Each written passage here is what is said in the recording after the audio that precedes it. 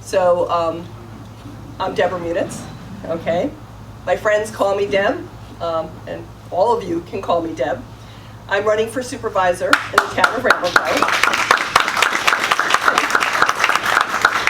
So Chris St. Lawrence has been gone since 2017, but the established powers running town hall still faithfully follow the instructions of the moneyed interests that continue to back them. It's just an unfortunate truth. The investment opportunists are what I call them, are not residents at large like ourselves who come to Ramapo to live in relative spaciousness and harmony with trees and birds and other wildlife. Development has become a dirty word.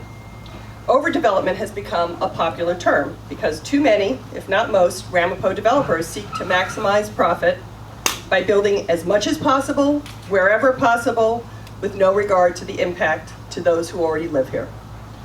And they enlist the help of our town hall to enable them to do so. Development is a right, but irresponsible development cannot be allowed to persist. I've known Michael Specht for 19 years. He is a likable guy socially, but he was already too entrenched in town hall to act independently and restore trust to town hall. To be blunt, his proven track record as a good soldier doing what he was instructed to do in the first place. His campaign promised transparency, and yet his administration has been anything but transparent.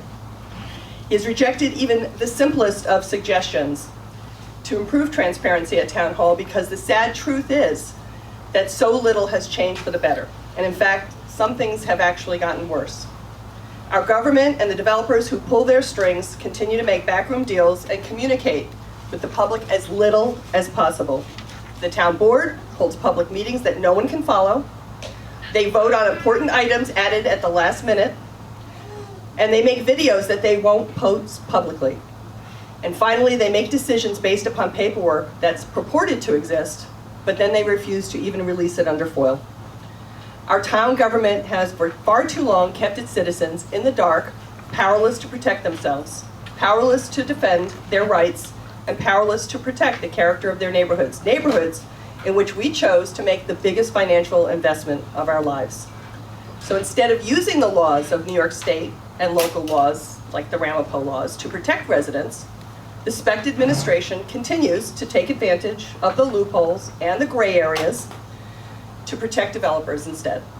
And then dare those residents lucky enough to become aware of the plans and times to spend countless time and money seeking justice in the courts. That's not good government. That's called maladministration. Look it up. That's a word that every resident of Ramapo should know. The town's methods and actions have created animosity and resentment among the people of the town. This administration continues to bring shame to the town of Ramapo and its residents. It's the job of our elected officials and our government to protect its residents, to defend its residents, and to foster community and mutual benefit for everyone. The core values of justice, truth, and peace are respected and embraced by everyone of good character, and yet they're conspicuously absent from Town Hall. There's a saying, you can't fight City Hall. It means the common person is powerless to fight the entrenched bureaucracy. Well, I'm not a common person. I don't believe in can't. I've spent the past decade fighting for the common person fighting Town Hall, and I take on moneyed interests that back them, and on occasion, actually winning the fight, sometimes big fights. As a founder of Rosa for Rockland, we stopped a huge environmentally reckless development project on the Patrick Farm from going forward as planned by the developer and as approved by the town of Ramapo. To this day, almost a decade later, not a single tree has been cut down. In the process, I've become incredibly well informed in zoning and planning concepts and laws at the state and local level. I've taken that expertise and I've helped and coached friends, neighbors, and complete strangers from all over Ramapo to find their feet, find their voice, and stand up for their rights. I've spoken on behalf of the people at town at countless zoning board meetings, planning board meetings, town board meetings, and I've worked tirelessly on numerous court cases as well when needed. Some people know about that as well. When truth and law are on your side, and your approach is peaceful and respectful, sometimes justice does prevail, but not often enough. People ask me, why do I spend my time this way? And the constant thank yous are honestly a big motivating factor. This and this alone has been my reward. I haven't earned a dime. I've not been offered any gifts. And I have been and I remain beholden to nobody. I serve and I work tirelessly for all the people of Ramapo, wherever they live and whatever community they belong to, because we are all together the residents of Ramapo. And I always have been and will continue to be driven by core values. Working together for truth and justice is the way I believe we will all find balance and hopefully peace. So wouldn't it be wonderful to welcome a welcome change to elect someone who simply wants to serve and to work at doing the right things for all people? Isn't that the promise of democracy, to elect officials to run a good government? Fighting town hall day in, day out is exhausting, and it doesn't change enough. I can work with people individually to make small improvements, but real change, the practices of the town hall must come from within. The voice of the people must be heard loud and clear from within those halls and not from just outside from angry spectators. We need people front and center on the dais, occupied by our elected officials representing the residents of the town of Ramapo. Town business must have a spotlight shined brightly upon it and information shared freely, openly, and proactively with the public. The town must actually listen to people and not just go through the legally required motions of listening with decisions already being made. It's time to inject a healthy dose of core values shared and expected by all decent people into the culture of Ramapo Town Hall. Justice, truth, and peace. I'm already working the equivalent of a full-time job as a private citizen trying to manage the town, and I hope that you will recognize these efforts and recognize my knowledge and my skills coupled with the trust and respect I've earned from all communities in the town, and see that that will enable me to be a better supervisor than Michael Specht. That's the conclusion that I reached, and I hope that's the conclusion that you'll reach. I'm tired of fighting the relentless flow of bad decisions one after another. I'm tired of listening to planning board members complain the ZBA and the town board doesn't listen to them, and the ZBA trying to do the work of the planning board, and the town board just ignoring, the out of control zoning and planning processes. If elected, I will roll up my sleeves, and I will do what women my age do when the kids make a mess in the house. We get in there, we roll up our sleeves, and we clean things up. It's time to get our house in order. So that's why I've chosen to run, and that's why I stand here today in front of you and asking for your help. I'm asking for your vote. I'm asking you to help enlist the same of everyone who trusts you as you trust me. And it's time for people in Ramapo to stop and stop just listening and ignoring, and learn to ignore the hateful rhetoric that gets espoused every campaign season. There's more that unites us than divides us, and those of us with common sense must return common sense to town hall. So there's no us versus them in this campaign, unless us means all of the people of Ramapo, and them means the moneyed interests and the spineless, cowardly politicians that serve them. So let's be respectful and neighborly. Let's value truth. Let's seek justice. And together, let's give peace a chance. Together, we can do this. So that's my introduction to you. I promised today that I would also go over my platform. And I went and posted my initial platform concepts and started sharing that with everyone a while ago. And the truth is, I've been doing this for a very long time, and I have a lot of ideas. But I did try to boil down some of the bigger, most important ideas, just to sort of highlight where we are and where the big issues are. So I wanted to take a moment for a second just to make sure that everyone understands that I'm running this campaign on my own, okay? I don't have two running mates, there's no slate.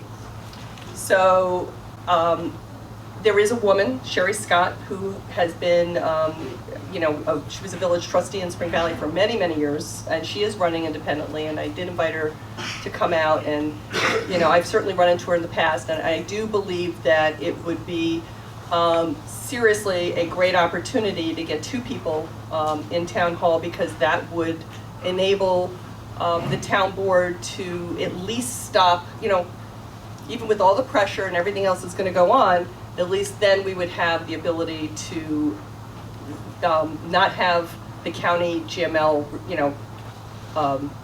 recommendations be overridden all the time. So I think it's important for everyone to know that for the most part, because of the unique situation, the platform is not huge, because you can't change everything overnight as one person.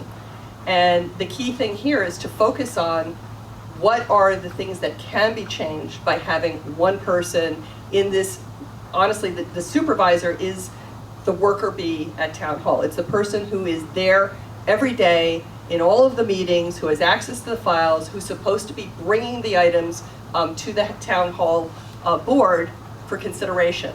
So while it doesn't give you a majority vote, it gives you a voice. It gives you a window into what's really going on, and I can tell you absolutely there are discussions that are not being held that need to be held at town board meetings in front of residents, and to get residents to want to participate again in the governments of this town. So I'm not going to be a lame duck supervisor. Being a supervisor, it's a full-time job, and I've already explained how important it is. I know people are concerned about, the Mona Montel has become the chief of staff at town hall. She is a woman with incredible power, and you don't hear anybody else talking at town hall. You don't hear any other thinking at town hall. And she's, not going to be my chief of staff. So that's step one. Thank you. And that doesn't mean she's going to leave, but I think that the key thing is we need to reconnect the departments and the professionals in town, and get all of that, the people who know what's really going on to speak up and make the recommendations that are going to help, make sure that we're running things in a fiscally responsible way, and that we're not hiring people for the sake of hiring people. There's a lot of nepotistic hiring going on. So there's no real sense as to whether we're just hiring relatives or whether we really need these services. We have to change that culture, and those are things that I can change. So I just want to make sure that everyone is clear. When they ran in 2017, there was a promise that they were going to do the comprehensive plan. And I supported opposition to Michael Specht because I did not have faith that he would do a comprehensive plan comprehensively. He promised that they would set up a committee within 30 days. They would have public hearings within 100 days. It's been 622 days. There is no committee. There's no committee, so there's no public meetings with the committee. And I can tell you that they're going to claim that they're working on it because they're doing very odd things in terms of putting the cart before the horse. They're basically trying to start these legal processes that are required for the evaluation of actions that they haven't even defined. They don't want the public involved. They don't want us looking at what they're going to recommend. They are focusing area by area because they don't want people from one area of Ramapo to show up at a meeting. They want everyone to feel separate. They want people to not care about the other. They want people to forget that our roads are shared, our water is shared, our government is shared, and it is time to have somebody be involved in doing a comprehensive plan comprehensively. And I can tell you, I'm going to post a video of the town board meeting of July 11th when some of these issues were before the board, And you're going to be able to see firsthand how nobody's talking about what's really being discussed or where things really are. It's all about, let's just set up a meeting so we can take some input and move on, because they don't really care. And then they'll spend half an hour talking about who gets to use the pools. That's not what's important. Right now, planning and zoning is absolutely dividing everyone in this town. It's honestly the LLCs against the people who are living here, and that's not right. So I would say one of the biggest, single most important reasons that everyone should want me in office is not because I can control everything, but I promise the one thing I can do is I can be involved in making sure that the public is involved in the comprehensive planning of the town of Ramapo, as they should be, as we all should be. And I want to point out, another campaign promise, and I know we all remember this, was the building moratorium. Does everybody remember there was going to be a building moratorium? Well, there was a building moratorium on paper.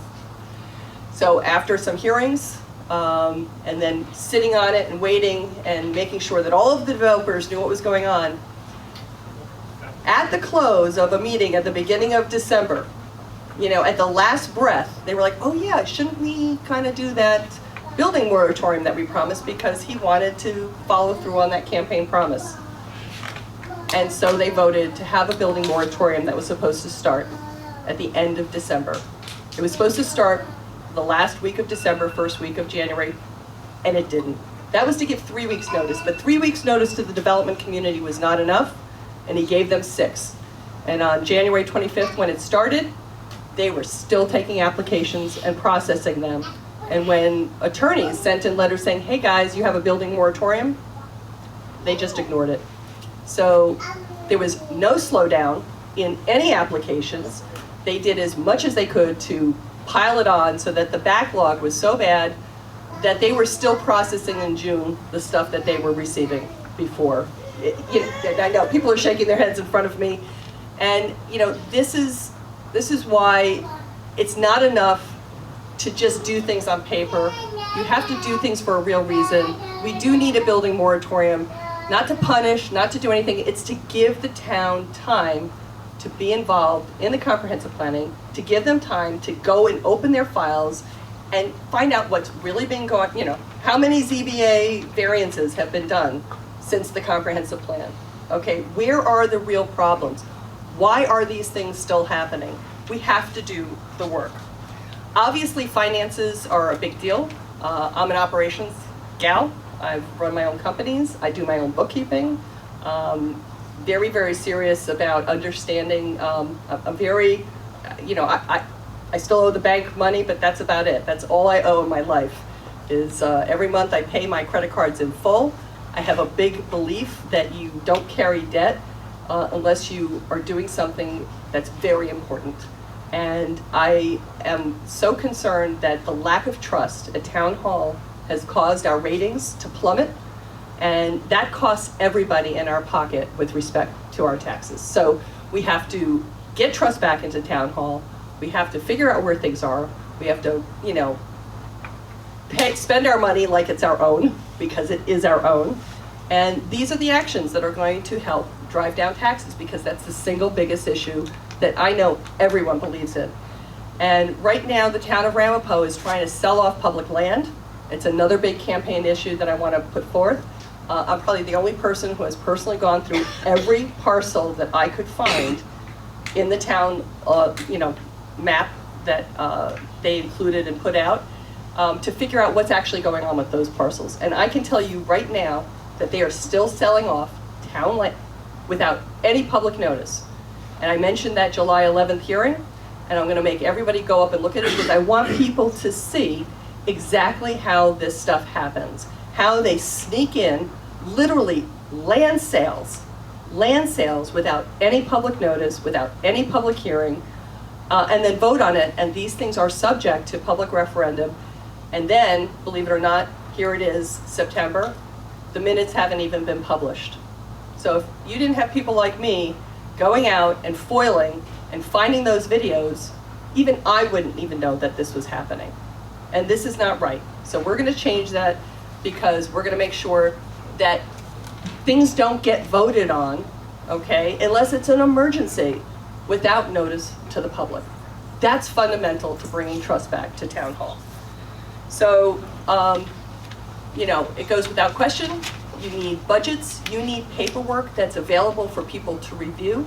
And when residents show up at town, you're allowed to say something. If people come with questions, it is the responsibility of their government to ask questions, to answer the questions. So I think that's what transparency means to me. Transparency doesn't just mean putting notices up on a website. It means putting up notices with the attachments, letting people have time to read it, and then when people have questions, you got to answer the questions. So I can keep going because there's so many of these items, but everyone help me spread that message to everyone that they know. Thank you.